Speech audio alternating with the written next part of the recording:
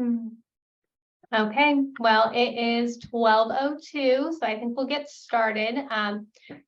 Again, everybody, please keep your microphones muted. We do have the chat feature. So if you have any questions, feel free to type them into the chat. And then we do have a few stopping points throughout the presentation where I will stop and read and answer any questions. So let's get started. My name is Rebecca. I'm the branch manager at our Canyon and 112th location. I've been with TAPCO for almost 10 years now. I am a certified credit union financial counselor. And welcome to Credit 101. All right, so just a disclaimer, this is not intended as any legal advice.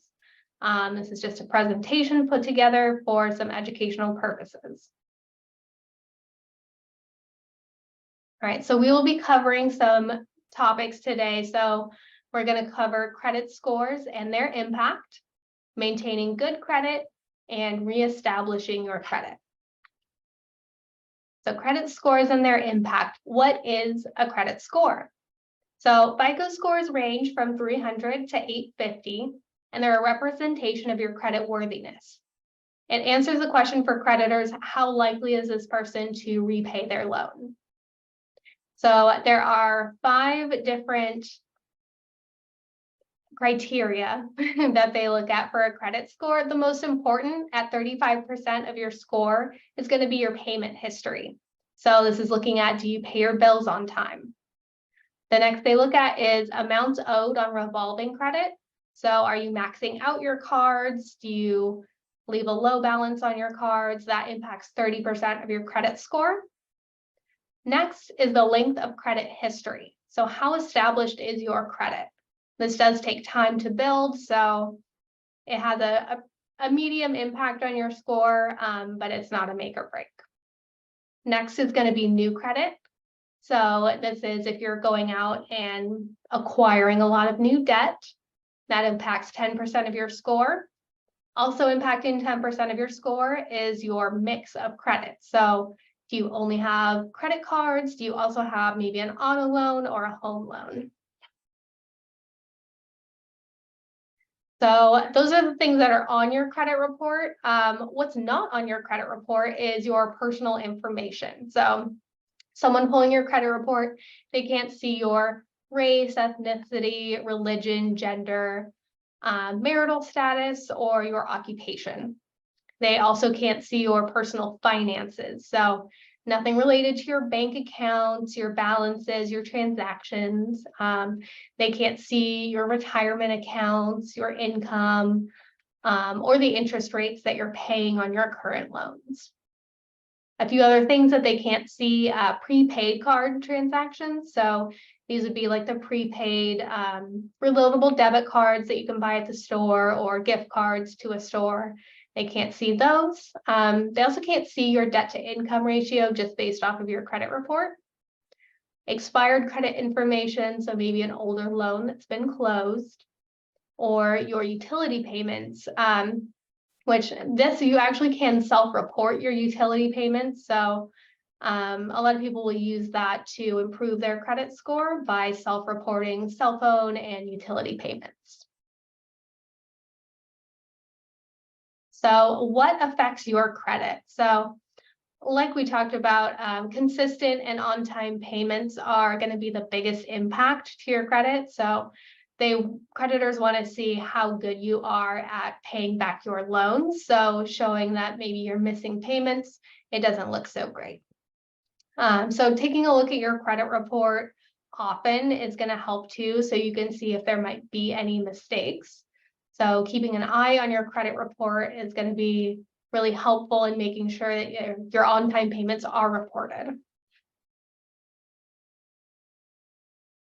And what does your credit affect? So the risk category, this is what lenders kind of look at. So they're going to see what credit score you have and sort of assign you a risk category. And what that's going to do is if you're in a higher risk category, your loan rates are going to be higher. If you're in a lower risk category, you'll see lower loan rates. This also can affect your employment. So a lot of employers do actually pull the credit report, as well as insurance can pull that, and sometimes apartment rentals as well. So there's a lot more to your credit score than just getting a loan. So I like to think of your credit score as your financial GPA. So your goal is always to get the highest score possible. You always want to be striving to get it higher than it currently is. And if you've got a good grade, you want to work to maintain that. And if you've recently earned a lower grade, you're just going to have to work that much harder to get your grade back up. So I know we talked about how you could get different interest rates based on your, your risk factor, your credit score. So in terms of buying a home, so say you're applying for a $300,000 mortgage to buy a house, you have a score of 620, and you might get an interest rate of about 8.5%. Whereas a buyer with 760 credit score may get an interest rate of 6.5%. So it's only a 2% difference. It might not sound like a lot, but that actually is an increased payment of about $410 per month. And over the 30-year term of a mortgage, that's $147,000 more that you're paying for the same home just because of your credit score. And then to put that in kind of a smaller context, purchasing a car. So about $30,000, you're buying your new car. If you have a 650 credit score, you might expect to pay or to have a 10.49% interest rate. Whereas the buyer with a 740 credit score, they can expect about maybe a 7.49% interest rate. So there's a 3% difference in the rate. It's only about $45 more per month, but then on a 72-month or 6-year loan, you're going to end up paying about $3,200 more, again, for the same exact car, but just based on your credit, you end up paying more for that car. And then bankruptcy, just to touch on this. So bankruptcy is a legal process overseen by the bankruptcy courts. It's designed to help people or businesses eliminate all or part of their debt, and help them possibly repay a portion of what they owe to the creditors. Bankruptcy can help someone get relief from debt, but it's very important to understand that this can have a serious and long-term effect on your credit. So bankruptcy remains on your credit report for between 7 and 10 years. It does affect your ability to get more credit in the future, and it will affect your rates on the credit that you are able to obtain. There are a few different types of bankruptcy. The most common that we see is Chapter 7, which stays on there for 10 years, and Chapter 13, which stays on the report for 7 years. So bankruptcy can be a fresh start, but it does take a lot of rebuilding to get back your credit score. Okay, so just a few things to recap here. So paying your bills on time, that's always going to be number one, the most important. Don't open new lines of credit. You don't want to go out to the mall and get a card at every store you see. Get current on any past bills if you do have any. Setting up payment reminders can be a great way to do that. Automatic payment is really helpful. Keep your credit balances low. So you don't want to max out your credit cards. In fact, you want to keep them about 30% or below is ideal. You want to keep track of your credit report and request a free copy of your credit report. So we'll go over, there's a few different credit monitoring websites and services, and you can always request once per year a free copy of your credit report from each of the bureaus.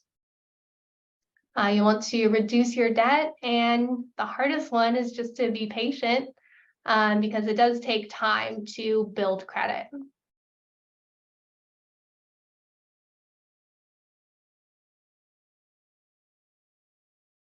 Are there any questions on this section?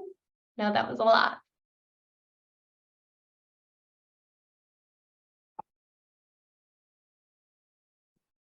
Feel free to type any questions into the chat.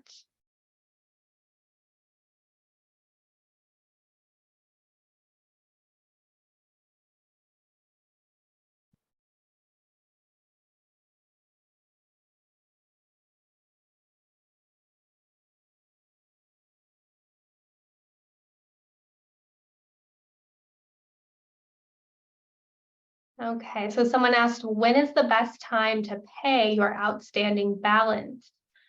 I would say paying it by the due date is the best time. So if you're talking about your credit card, paying it off by the due date will help you avoid paying interest. But if you maybe charge something really large, you can always chip away at that balance throughout the month. You don't have to wait till a certain date to pay it all off.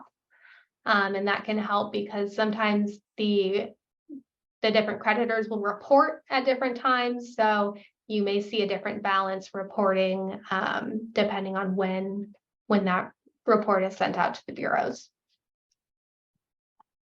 Let's see. When applying for credit, I heard you can apply at multiple places for a car and it won't hurt your credit as much. That is correct. Yeah, they call that shopping. So if you're going around to purchase a car, it's expected that you might shop at a few different dealerships. And when you go to the dealerships, they will also shop around for different rates for you. So it is pretty standard when you're auto shopping to see several different credit inquiries, and the credit bureaus go ahead and they lump those all together as one inquiry. So you're not getting dinged so much. Great question. See, I've been paying early and my credit score slides. I wonder why. I'm not sure. So paying early should not affect your credit, and not negatively. So I wonder, I don't know if you requested a copy of your credit report, or if you use any of those credit monitoring services. Maybe there might be some other reason. And a lot of times too, those services will kind of break down the categories of your credit score and show you which ones need improvement. So yeah, I wonder if there's something different behind the reasoning there.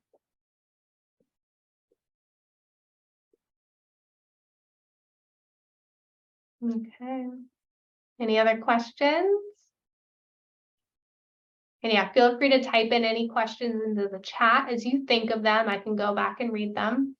All right, let's move on to the next section.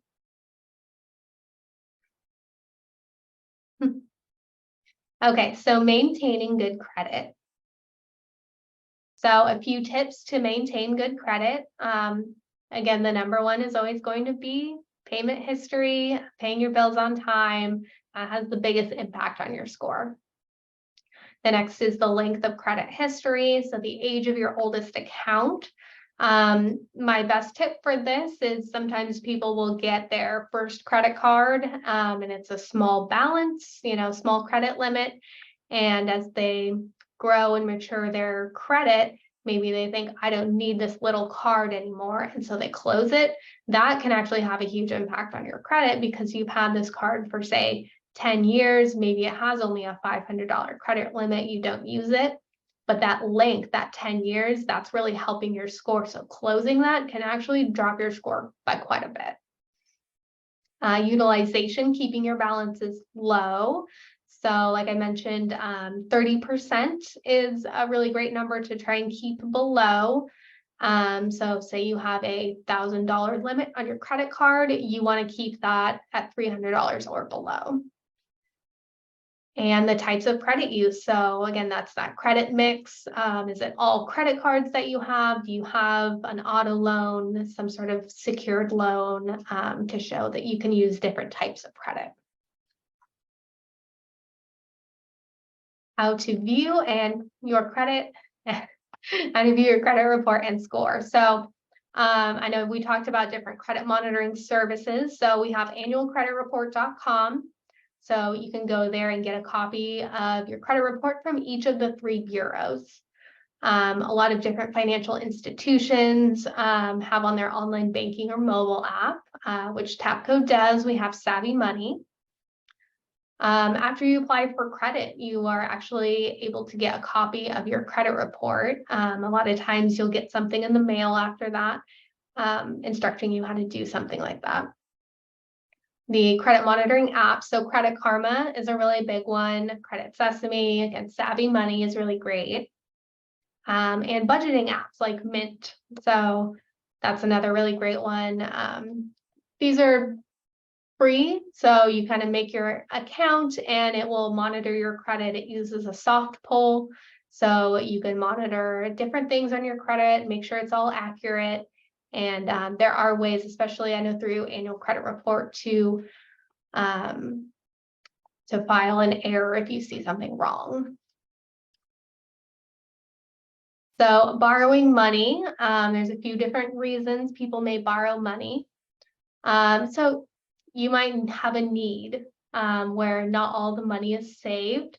So you're buying something big, say a car, a house, obviously a boat, something like that, where you don't have all of the funds saved, but you need to purchase this thing. So that's where a loan comes in handy. A lot of people also get student loans, so to pay for college.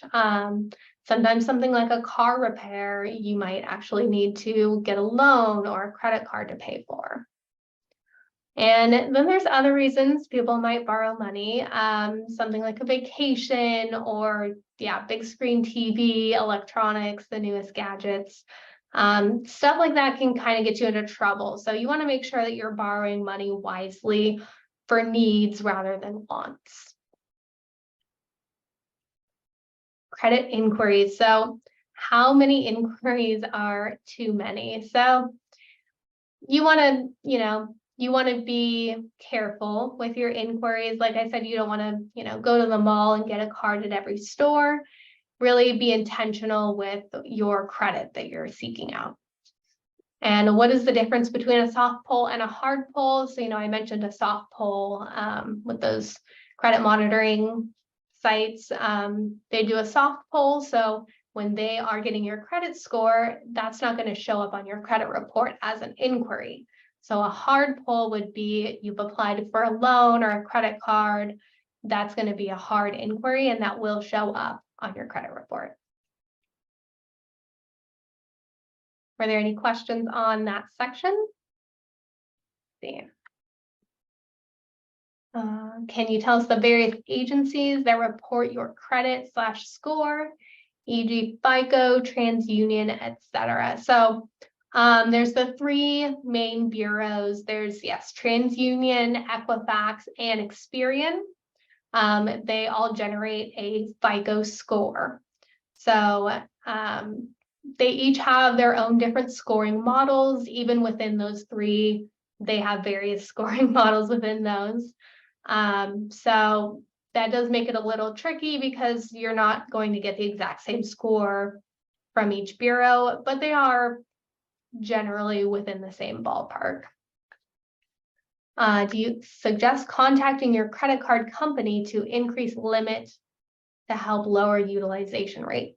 Yeah, that's actually a great way to do that. So, I had mentioned a scenario where someone might have their first credit card that was a very small limit. If you've had your card for a while, it couldn't hurt to ask, see what you qualify for. Some companies will sometimes do an automatic increase, but those aren't common. So it would be a hard pull, but that would only drop your score for a little bit, a couple points, and the benefits you would see from increasing your utilization would definitely counteract that over time. So I would do that, especially if, again, you've had your card for a little while and you've been making your on-time payments, you're building your score. Yeah, that's a great idea. Does a lack of activity affect your score? I sold my home a while ago and have been traveling. Considering to buy a house again with no recent activity except credit cards. How will that affect it? So you may see an effect from closing your mortgage. I would definitely recommend trying to get your credit score. So using, if you have TAPCO's online banking, you can log in and use Savvy Money and see what your credit score is there. It'll also tell you, again, the different reasons why your score is the way it is. So if there's something you could improve, that'll be a good guideline to see what that is. But if you have been using credit cards, then that is still activity on your credit report, so that's good. But yeah, it all does kind of depend on the situation. So I would definitely suggest getting your credit score from one of those different sites that we mentioned. Okay. All right, I'm going to move on to the next section. So we have reestablishing your credit. So making consistent on-time payments. Yeah, again, that's always going to be the number one suggestion, because that does, from the first slide, that has the biggest impact on your credit score. So, number one, make those on-time payments. Building an emergency savings fund is a really great idea, because if maybe you don't have the credit available to you, if an emergency came up, you're going to want to have savings there. So if you can build savings, that's a great way to do it. Reduce your credit card use. So that's going to help build your score. Again, that utilization that we talked about.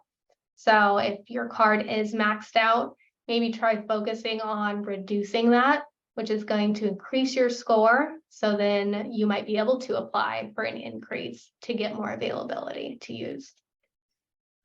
Take your time and be patient. Again, I know this is a tough one, but it's not an overnight thing. It does take time to see those changes. Do your best to keep the balances low. And again, we'll monitor credit to ensure everything is reporting accurately. There are mistakes that can be made on a credit report. And so there are processes in place for you to report any mistakes. And then the creditors do have to go back and review their findings to see if there was a mistake made, and they can correct it at that time. Okay, so getting a secured card is a great way to reestablish your credit. So a secured card would be, you put up your money, say $500. We put that in your savings account. You can't touch it, but instead you get this $500 credit card limit, and you can use it, pay it off throughout the month. So you still have access to your same $500, but you're building credit at the same time. We talked about being smart in making your credit inquiries. So, being very intentional with where and when you apply for credit. Credit builder loan, so that's going to be a lot like the secured credit card, but it's a loan instead of a credit card. So we're going to put, say, again, $500 in a savings account. It can't be touched, and you make your monthly payments back. And at the end of the loan, you have your savings and you've shown on-time payment history. That's a great way to do it. Enrolling in auto pay. I highly recommend this if you can. It kind of takes the guesswork out of things. So we keep talking about how on-time payments are so important, and this is a great way to do it. Utilizing a cosigner can also help. So if you need to buy a car and you're not able to do it on your own with your credit, you're still in the reestablishing phase. If you have a qualified cosigner, that can help you get what you need for now. And then as you make those on-time payments down the line, you can always reapply on your own to get your cosigner removed, so it's just you on your auto loan. Check to see if non-credit related payments are reporting to the bureaus. So again, we talked about self-reporting your utilities, your cell phone bill, your rent.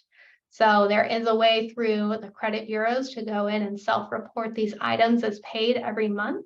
So that is going to show some on-time payment history, but you are in charge of that. It's not automatic. You could ask to be an authorized user on someone else's card.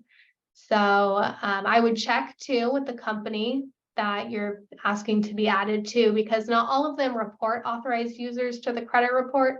So check to make sure that they do actually report authorized users, and make sure that's actually going to be a benefit. And then you can also schedule time with a TAPCO certified financial counselor like myself We have a few others in the different branches, and we can sit down with you, go over your credit report, and make a plan. Okay, any other last questions?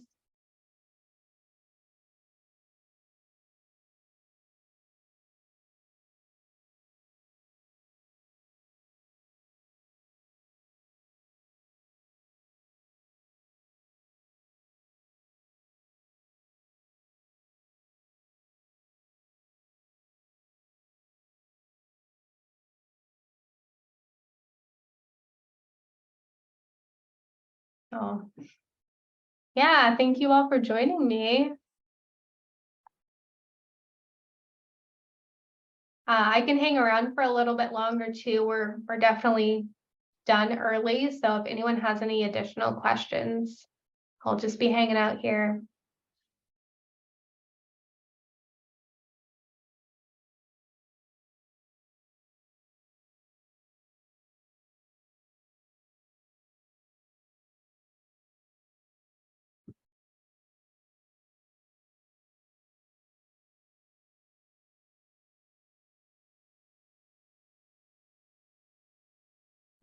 Yeah, thank you all for coming.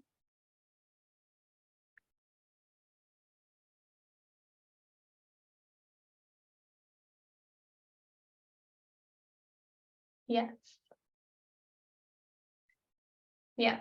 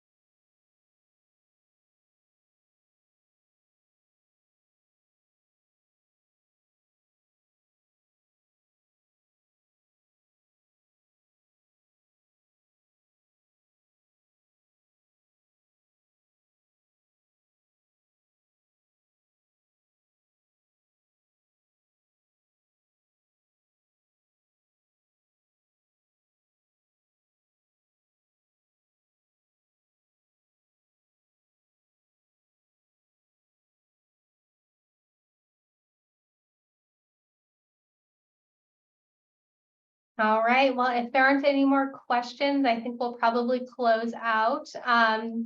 Thank you all so much for coming. This presentation will be available on our website shortly, so we'll have that uploaded so you can access that. All right. Thank you all so much and have a great Wednesday.